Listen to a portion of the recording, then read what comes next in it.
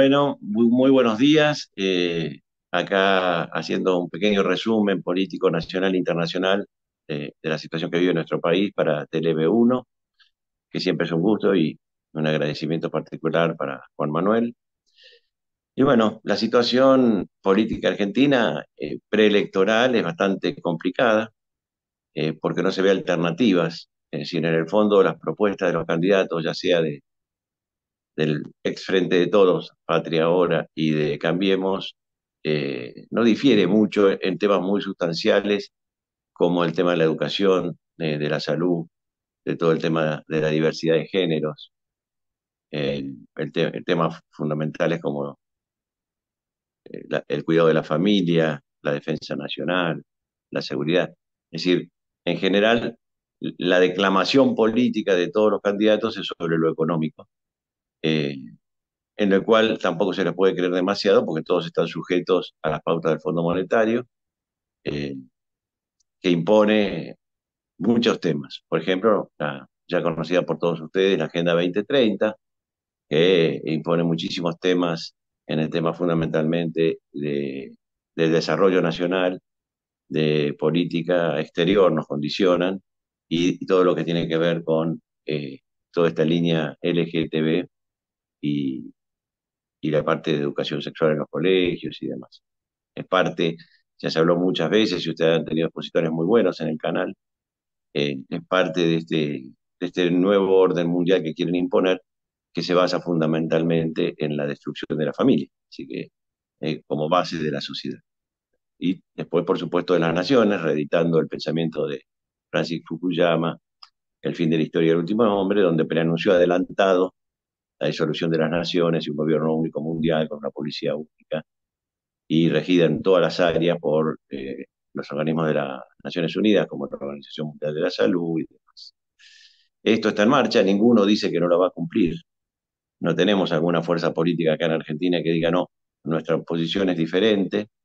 Eh, y aparecen personajes en estos momentos que eh, por hartazgo de la gente empieza a elegir como Milei y demás o crean expectativas, pero realmente conociéndolos a todos, y los conozco personalmente a casi todos, ninguno reúne las expectativas necesarias o las condiciones necesarias para sacar al país de esta situación en que estamos en un momento muy particular, porque la situación es muy grave, acá se minimiza, el pueblo argentino es bastante manso, lo tienen controlado con los planes sociales y con el bombardeo permanente de los medios masivos de comunicación, pero la situación del país es muy delicada, con los índices de pobreza aumentando, con una canasta familiar inalcanzable para más del 50% de la población argentina, con una inflación que es creciente. Debe ser el único país del mundo que tiene un candidato a presidente, que es el actual ministro de Economía, que tiene 140% de inflación anual.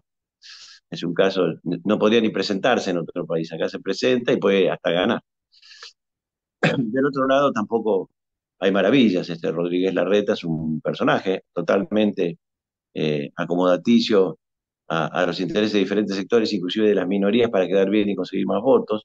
Responde absolutamente a la Agenda 2030, Rodríguez Larreta, a través de su secretario de Cultura, lo ha demostrado en la ciudad todos estos años.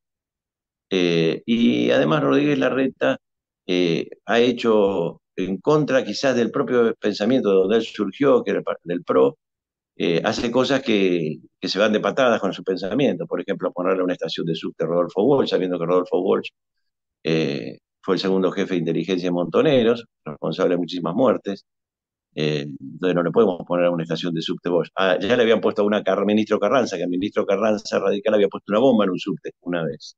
Si hacen estas cosas, o le ponen una calle Mapuches, o le ponen una estación de subte Jauregui, queriendo quedar bien con las minorías, por supuesto, sin comprender que las minorías deben ser respetadas, pero la democracia es el gobierno de las mayorías que respetan a las minorías, pero no son las minorías las que deben imponer la educación, la salud, la educación de nuestros niños, y eso es lo que está pasando.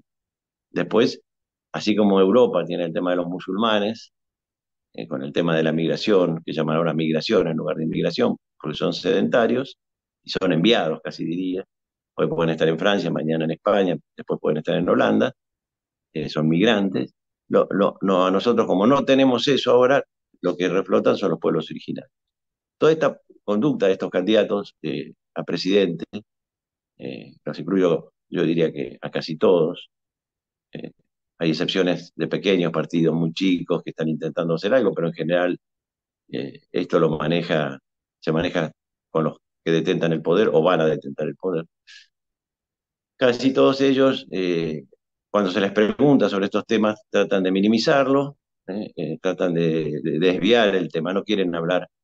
Todos están de acuerdo en varias cosas. Primero, seguir adelante con todo esto de los pueblos originarios, del tema LGTB, de avanzar sobre la familia. Ya avanzaron sobre los chicos por nacer con el aborto y van a avanzar ahora fuertemente con el tema de la eutanasia, de 16 años para arriba, con lo cual ya no vamos a tener bebé, nos van a liquidar los ancianos y a los enfermos. ¿eh? Es decir, el progresismo y la evolución del mundo nos lleva 3.000, 4.000 años atrás, cuando los griegos tiraban desde la piedra de Taigeto a los chicos que nacían con una discapacidad. Ese es el avance, según ellos, ese es el progreso. En lugar de buscar mejorar las relaciones humanas, justamente propiciando la familia, que es la base en todos sus libros, porque ellos mismos los han leído, los libros de teoría de Estado, de derechos políticos, ciencias políticas. Todos saben que la familia es la base de la sociedad y si se destruye la familia, todo es más fácil destruir. A veces lo hacen conscientes, muchos de ellos han leído Gramsci o han actualizado con Tony Negri, otros lo hacen porque se lo ordenan directamente de afuera, si vos querés tener posibilidades tenés que hacer esto, y no se pueden apartar de ahí. Eh, y bueno, así que estamos presenciando una gran cantidad de candidatos que ninguno reúne las condiciones para que la gente vaya con total tranquilidad. Estamos votando como siempre o intentando votar al más malo, al que más menos daño le va a hacer al país, eh, el que va a intentar mantener esta situación. Ninguno eh, dice de que la situación cambia a partir de un plan, porque no tienen ningún plan, como siempre, no hay ningún plan. Te hablan de experiencia de gobierno, pero la experiencia de gobierno fundamentalmente es para gestionar, pero no son capaces de planificar un país para 20, 30, 40 años para adelante. Un país que es muy viable si realmente existiera la voluntad de hacerlo, con un índice de pobreza superior al 50%, así que es muy difícil la alternativa política.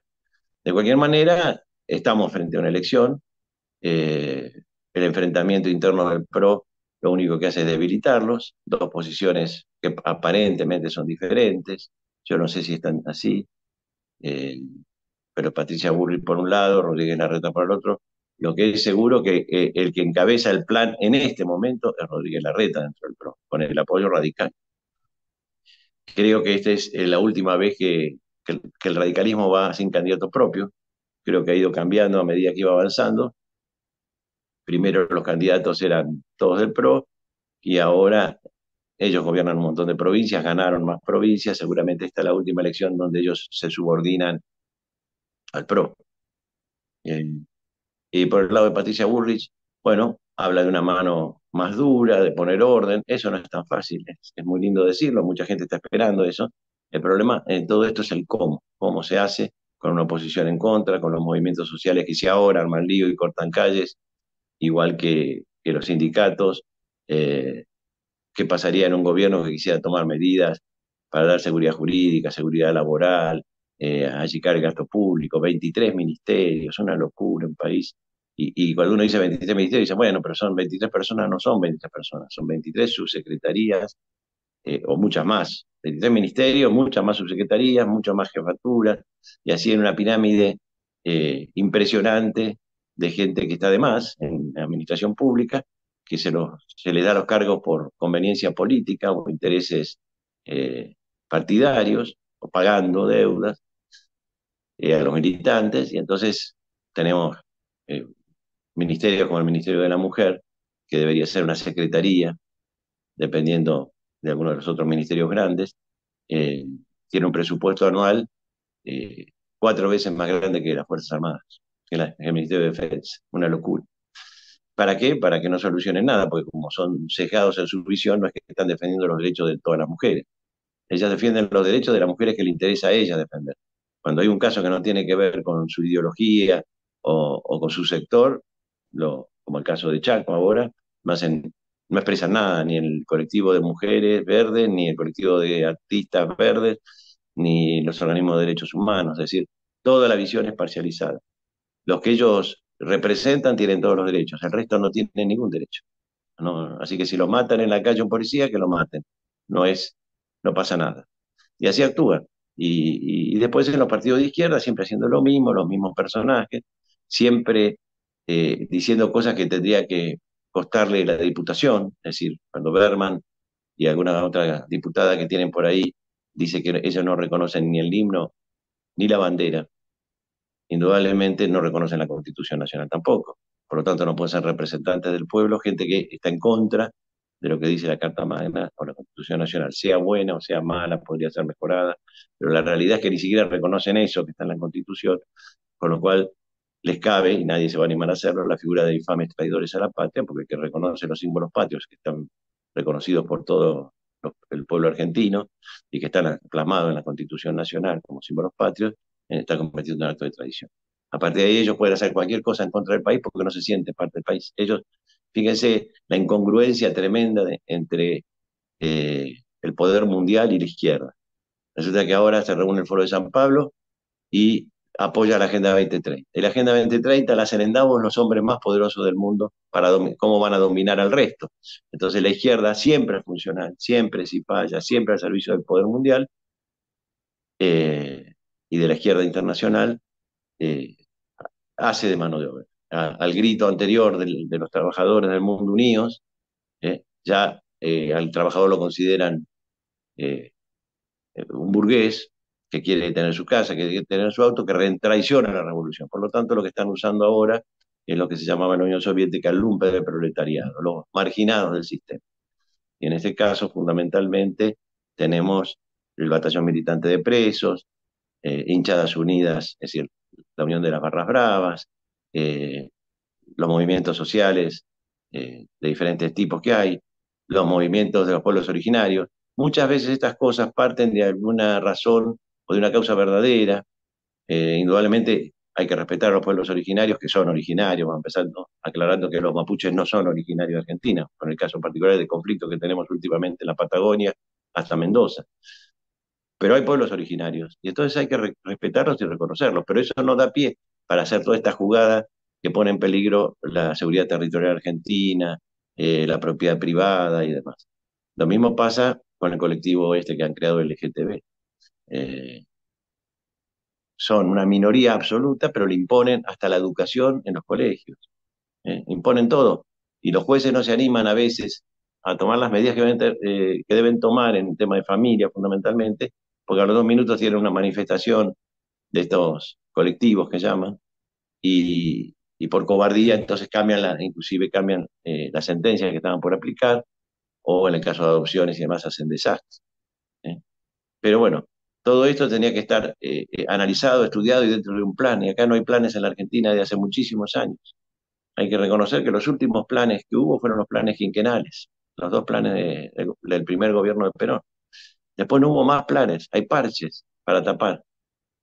No se piensa en el país. El que llega al poder lo único que busca es tener más poder, enriquecerse para poder tener más poder. Es decir, es un círculo vicioso. Por eso ninguno se va. Así que este es el panorama que vamos a encontrar para las elecciones. Indudablemente hay muchas alternativas. Está la posibilidad de votar al candidato que uno crea que puede cambiar las cosas. No lo veo, pero puede ser. También está el voto en blanco, es decir, decidir no votar. Y hay mucho ausentismo, mucho en todas las elecciones que estuvimos viendo en las provincias, la gente está muy eh, con los brazos caídos, está muy cansada de las mentiras, de los engaños. Con respecto al tema internacional, bueno, Argentina está viviendo una situación inédita que es ser parte del conflicto internacional.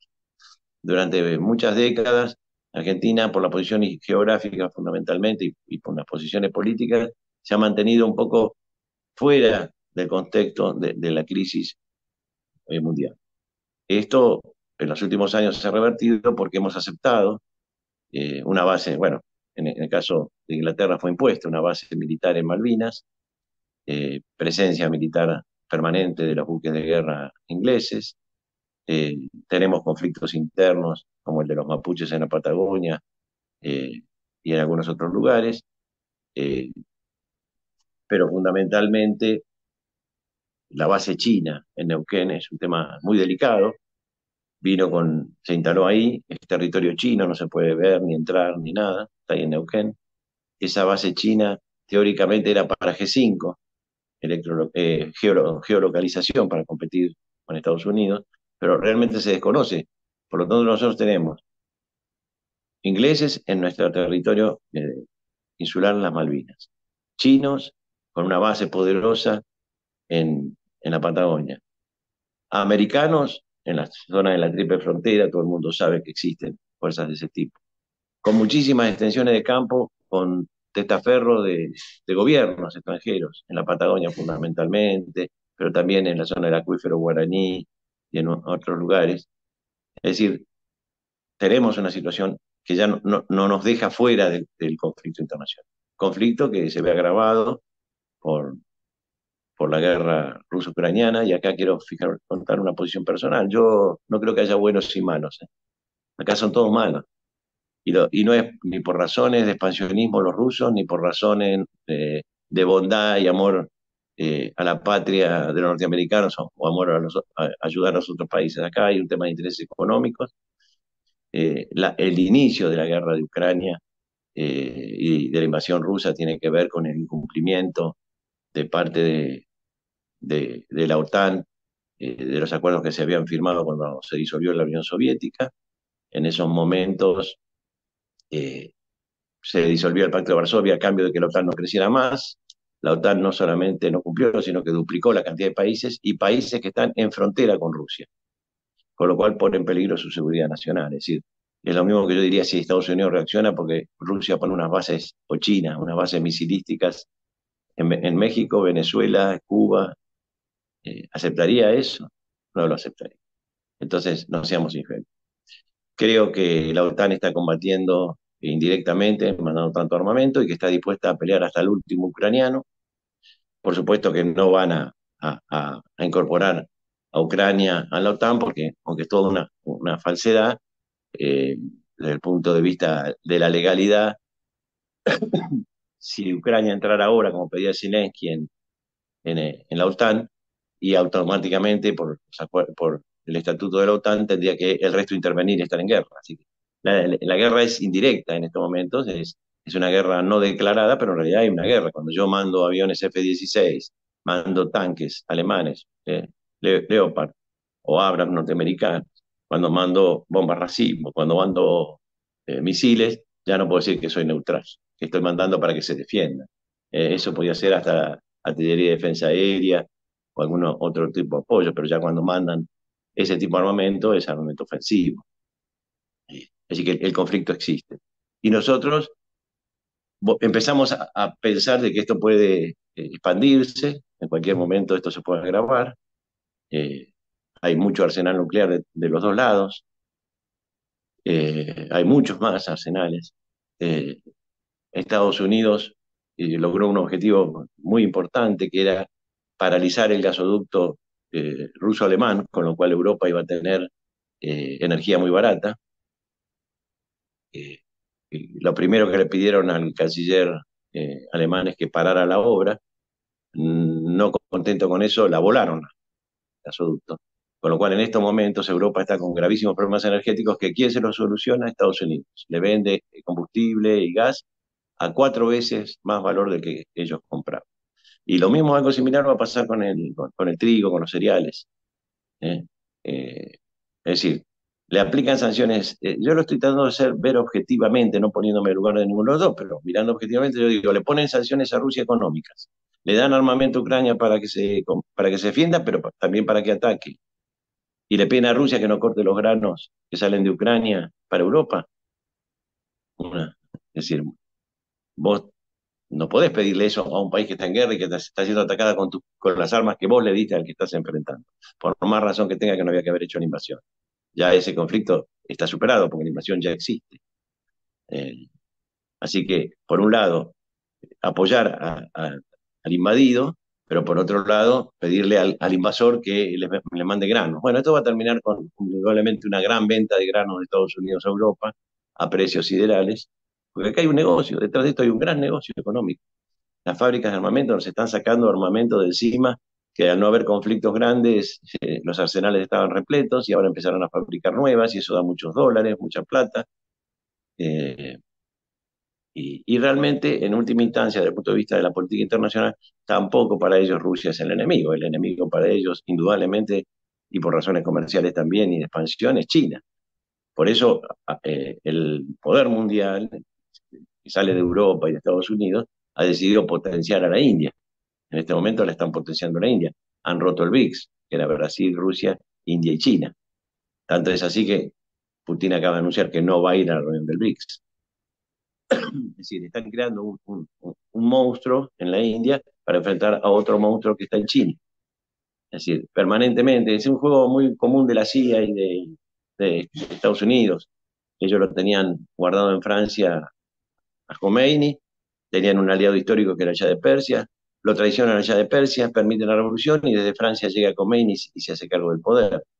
Después crece demasiado, entonces para contrarrestarlo le dan aire a Saddam Hussein en Irak y lo arman para que ataque Irán. Después ya no le sirve Saddam Hussein y lo matan.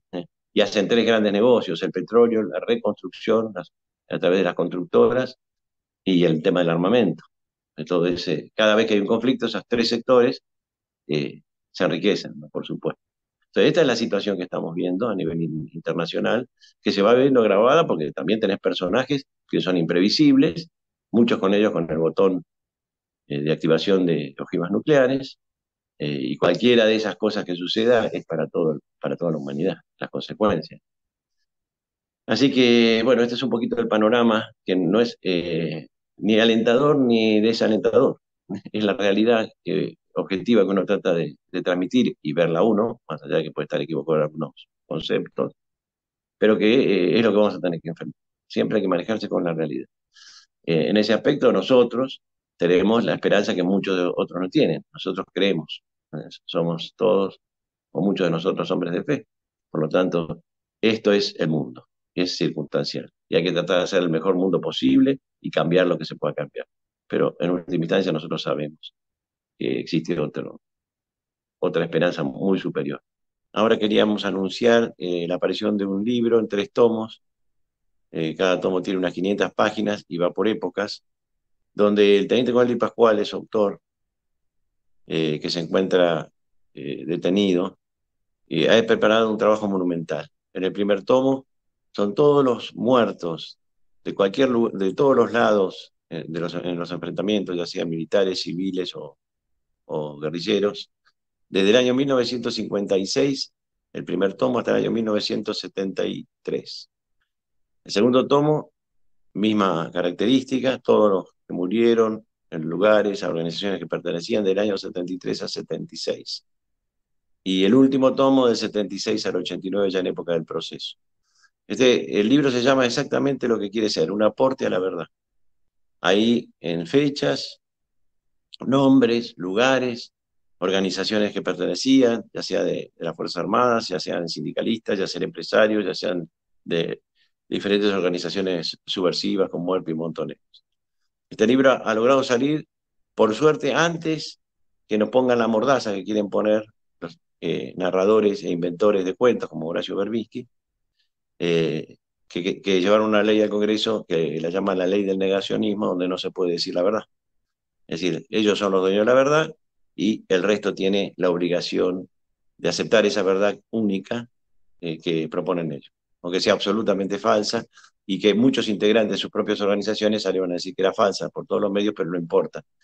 A la clase política también le gustó, por ejemplo, a Vidal, por supuesto todo el kirchnerismo, y se ha mentido sobre los números fundamentalmente, las circunstancias, se ha cobrado, hay un par de libros de Angelo Rodríguez que habla Mentirás tus muertos y otros libros más, así que esto es dentro de una saga de aclaración y de información, es un libro de consulta para saber algo más de la verdad, es un aporte a la verdad. Este libro ya va a estar a la venta, se puede adquirir eh, en algunas librerías, muy pocas, fundamentalmente en el Centro Guadalupano, en la calle Bartolomé Mitre, en la librería que está ahí, que va a estar a disposición. Eh, Realmente creo que es una tremenda obra, muy difícil de hacer, pero hecha y muy esclarecedora. Así que les vuelvo a repetir, un aporte a la verdad, editado y escrito por el intelectual Di Pasquale. Muchísimas gracias. Decir siempre la verdad primero tiene un precio. Pero todos los días, en cada programa, en cada reportaje, en cada esclarecimiento, descubrimos que decir la verdad vale la pena. Decir siempre la verdad tiene un precio. Pero cada vez que recibimos tu apoyo, entendemos que seguir luchando vale la pena. Dependemos de tu ayuda. TLV1, toda la verdad primero.